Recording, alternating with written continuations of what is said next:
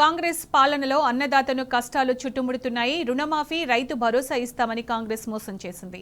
తాజాగా పంట కాలువల్లోకి నీళ్లు వదలకుండా రైతులను సతాయిస్తోంది. కాంగ్రెస్ నిర్వాకంపై సూర్యాపేట జిల్లా నాగారం మండలం లక్ష్మాపురం గ్రామ రైతులు ఆందోళనకు దిగారు.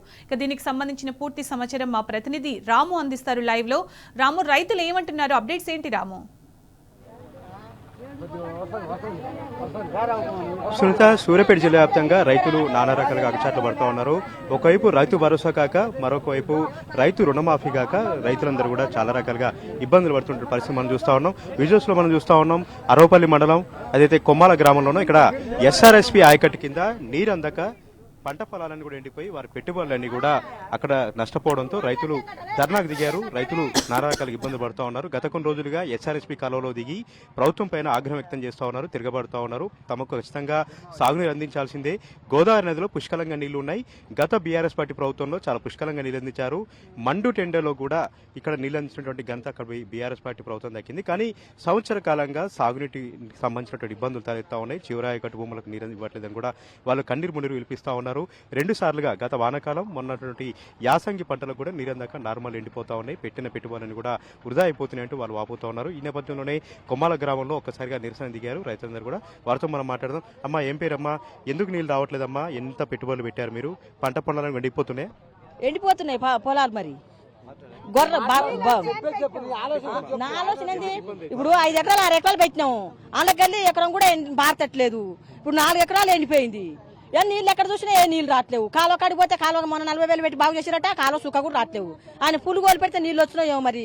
అవి రాంది ఏం చేయం? బర్ర మేపుతున్నాం. ఇప్పుడు వేస్ట్ అయింది. మరి నిన్న వచ్చాం 10,000 రూపాయల మంది మొన్న 4 రోజుల కింద మొత్తమే ఆగిపోయింది బోరు. నీళ్ళు ముట్టడం మంచిగా వచ్చినాయి. మరి మంత్రి గానీ ఎమ్మెల్యే గానీ ఎవరు కూడా పట్టించుకుంటారు. మొన్న తీసుకుపోయి చేసిరట, బాగు చేసిరట కాలువ. ఏ రాట్నే లేవు. ఇక ఏం చేయం? ఎవరు పట్టించుకుంటారు? ఎవరు పట్టించుకోరు. రైతులను పట్టించుకుంటోడే లేరు. రైతులు పట్టించుకుంటోళ్ళు లేరు. మాతోటి బొంకిచ్చి బొరిచి ఓట్లు వేసుకుని గద్దె ఎక్కిరు. మాకు నీళ్ళు ఇస్తామన్నారు. మేము 4 ఎకరాలు పెట్టుకున్నాం. ఈ రోడ్డు మీద మా నీళ్ళకడి మా పొలాల కాడి పోయి చూడుని. రైతు బంధు అంటే మేము ఉన్నోడు లేనోడు పేద ఉంటుంది, బక్క ఉంటుంది. మాకు రైతు బంధు వేయొద్దా? మరి వేసినా కదా మేము బతికేది. మేము వేసినా కదా బతికేది. వాళ్ళు ఆయన మాత్రం ముత్తనే పెద్ద అయినా ఓలైనా కానీ మరి అప్పుడు గడ్డలు బోర్లు అక్కడ అన్ని బిక్కపోయినాయి. బోర్లు ఎండిపోయినాయి. బోర్ల గురించి ఇప్పుడు 2-3 లక్షలు పెట్టి 4 బోర్లు వేసుకున్నాం. ఒక్క బోర్ కూడా వాళ్ళలేదు. మేము ఈడ అంటే కాదు, పోయి చూడాలి. బోర్లు గతంలో ఉన్నాయి, నీళ్ళు వచ్చినాయి బాగానే. గడ్డలన్నీ పారినాయి నీళ్ళు ఇస్తే. మిట్టలు కూడా పారినాయి. మరి ఇప్పుడు లేవు, రాట్లేవు. కరెంటు కూడా సాగులో తీస్తలేడు. ఇవన్నీ ఏం పంటలు పంతాయి మాకు? మేమేం అడుగుతున్నాం? నీళ్ళు రైతు మీద రైతు బంధు వేస్తే రైతు ఎంత బాధపడుతుంది ఇప్పుడు. మరి ఎందుకు మాఫీ వేయలేడు? ఎందుకు వేస్తలేడు రైతు బంధు?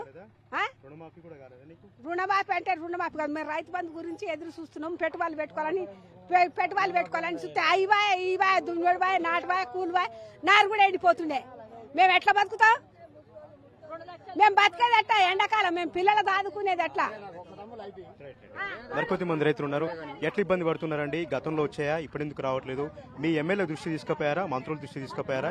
వ్యవసాయ అధికారులు ఏమంటారు? అసలు ఏం జరిగింది ఎత్తుకైనా కారణం ఈ రేవంత్ రెడ్డి ప్రభుత్వం ఏం చేసింది?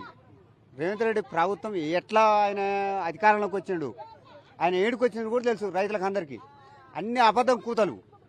కానీ నువ్వేమి చేయకు. ఎకరానికి 1000 రూపాయలు వసూలు చేయి. మా కాడ మేము కడతానికి సిద్ధంగా ఉన్నాం. మా గురించి సత్యామలం నీళ్ళు చేయి.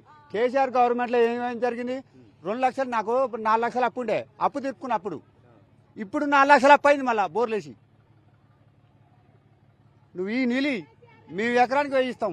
గతంలో వచ్చిన నీళ్ళు ఇప్పుడు ఎందుకు రావట్లేదండి? ఎందుకు ఎక్కడ అలా బేరే గురిపోయినా మేము వేయించినాం. కాళేశ్వరం కూడా వేయించినాం. ఎక్కడైనా సస్యామలంగా ఉన్నాయి. నువ్వు రా, నీ దమ్ముంటే నేను చూపిస్తా. నీకు ఏడ గులిందో కూడా చూపిస్తా. నేను నీళ్ళు సస్యశ్యామలం చేయొచ్చు. అధికారుల పర్యవేక్షణము నాయకులది నిర్లక్ష్యం వల్ల వీళ్ళు ఇంట్లో పండుకొని ఈయన పరిపాలన చేస్తుంది. ఈయనకు ఎన్ని సంవత్సరాలు? ఈయన వచ్చి 1.5 సంవత్సరం కాలే. రైతులు ఇబ్బంది పడుతున్నారని ఏడుస్తురా? రైతులు గోడు ఏడుస్తురు. కాలువ పంతును తెల్లదాక. అసలు నీకు రైతులైన పక్షాలు ఉంటే నువ్వు ఇమ్మీడియట్లీ పక్షాన్ని రాజీనామా చేయి. లేకుంటే రైతుల ఆవేదన చూడు. రుణమాఫీ అయిందా? రైతు బంధు వచ్చిందా? నీ రుణమాఫీ ఎందుకే? నాకు 9 లక్షలు వస్తాయి. ఆయన రుణమాఫీ ఎందుకే 2 లక్షలు? పంటలు బంధు ఈ పంట పంటే మళ్ళీ 9 లక్షలు కొడతా. ఆయన 2 లక్షలు ఇచ్చే గొప్ప. పెట్టుబడి సాయం ఇచ్చిండు ఆయన, రైతు బంధు ఇచ్చిండు. ఆయన ఇంతవరకు ఇయ్యాడు. ఆయన ఎత్తేసిండు, అన్ని ఎత్తేసిండు. ఆయన చేత కావట్లేదు. నీళ్ళు ఇస్తే ఎకరానికి 1000 రూపాయలు వసూలు చేయను మమ్మల్ని. ఎంబీటీలో కడతాం. నీళ్ళు సస్యామలు ఉన్నాయా? మేము కాళేశ్వరం దాకా పోయినాం. ఎండిపోయి కొడుకున్న కాలువ పంటం. ఓకే, మీరు చెప్పండి ఎట్లా ఇబ్బంది అవుతుంది? కాళేశ్వరం మన కూలిపోయిందని అన్నారు, మేడిగడ్డ పోయిందని మేడిగడ్డ పోయిందని అన్నారు. మరి ఇప్పుడు వచ్చే నీళ్లు ఎక్కడంగా వస్తున్నాయి? ఇప్పుడు రేవంత్ రెడ్డి మార్పు అని ఊదరగొట్టి జనాన్ని, పేద ప్రజల జనాన్ని, ఏం తెలియని అమాయకులని మభ్యపెట్టి ఒకటి సృష్టించి మోసం చేసి అధికారంలోకి వచ్చిండు. వచ్చినాక ఏం చేసిండు? నేను ఇది చేస్తా, నేను అది చేస్తా, నేను అది చేస్తా, అన్నీ చేస్తా అన్నాడు. ఎన్ని హామీలు ఇచ్చిండు? 6 పథకాలు ఇచ్చిండు. 420 హామీలు ఇచ్చిండు. ఒక్కటన్నా అమలైందా? ఒక్కటంటే ఒక్కటి అమలైందా? కాలేజ్ బండి ఇప్పుడు అరవపల్లి మండలం, జాతిరెడ్డిగూడెం మండలం కాంచి పెద్ద కాలువ కాడికే పోతున్నాయి. ఇట్లా అమ్మాడి తాండలు ఇప్పుడు మన సింగారం తాండ, ఇప్పుడు తూర్పు తాండ కాడికి అక్కడి వరకు వచ్చి ఆగుతున్నాయి. కొమ్మాల, కోడూరు, కందగాడ ఈ ఏరియా మొత్తం ఇటు నీళ్లే రావట్లేవు. మరి ఇక్కడ జనం ఎటు పోవాలి? మరి ఎందుకు రావట్లేవు? ఏం పని చేస్తుండు? మరి ఆ మోపన నరికిండు. ఇప్పుడు ఏమంటాడు? ఇది అంటాడు, అది అంటాడు, ఇది అంటాడు. అల్లాగ వెళ్ళి మా ఉత్త మాటలు చెప్తున్నాడు. ఇప్పుడు కూట్ల రాయి దేనివాడు, ఏట్ల రాయి దేనివాడు. తెలంగాణ రాష్ట్రాన్ని వదిలిపెట్టి ఢిల్లీని నేను అన్ని అభివృద్ధి చేస్తా అని చెప్తుండు. ఇప్పుడు మళ్ళీ పోయి తెలంగాణను వదిలిపెట్టిండు. మళ్ళీ ఇప్పుడు నిన్న పోయి ఏం చెప్తుండు? మళ్ళీ ఢిల్లీలో నేను మొత్తం చేస్తా అని చెప్తుండు. కూట్ల రాయి దేనివాడు అంటే ఏట్ల రాయి తీసినట్టు చెప్తున్నాడు. కేసీఆర్ ప్రభుత్వం ఉన్నప్పుడు ఒక్క మనిషి కూడా రోడ్డు మీదకి రాలే. ఇది గుండె మీద చేసుకొని చెప్పాలి ప్రతి ఒక్క రైతు గాని. ఇలా ఏ పార్టీ నాయకుడైనా, ఎవరైనా సరే, ఇలా ఏ నాయకుడైనా ఒక్కడు కూడా రోడ్డు మీదకి రాలే. ఒక్కడు ఇంటి నుంచి బయటకు వెళ్ళలే. ఒక్క నిమిషం.